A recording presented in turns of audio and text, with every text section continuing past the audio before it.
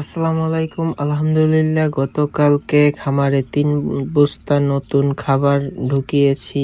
2 বস্তা layer layer কোয়েল feed আর 1 বস্তা হচ্ছে সোনালী স্ট্যাটার। পাশাপাশি বাইরে একটা প্রজেক্ট নিয়েছিলাম মুরগির ঘর বানানোর, ওইটা গতকাল সব কমপ্লিট করছি। কাজটা কমপ্লিট করতে একটু সময় লেগে গেছে, কারণ সারাদিন কাজে থাকি। কাজ থেকে ফিরে কাজের ফাঁকে ফাঁকে যখন বাসায় ফিরি তখন যতটুকু পারি ততটুকু আমি আর আমার ছোট ভাই কাজ করছি। করতে করতে গতকালকে কাজটা শেষ হয়েছে।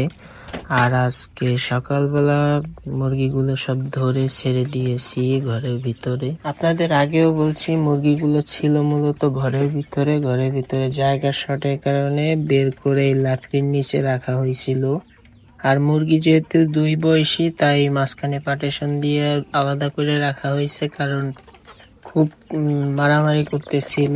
সবাই দোয়া করবেন আমার জন্য, আর ভিডিওটা ভালো লাগলে একটা লাইক করে দেবেন। ফিরে আসবো নতুন কোনো ভিডিওতে, ততক্ষণ সবাই সুস্থ থাকুন, ভালো থাকুন। আসসালামু আলাইকুম ওয়া রাহমাতুল্লাহ।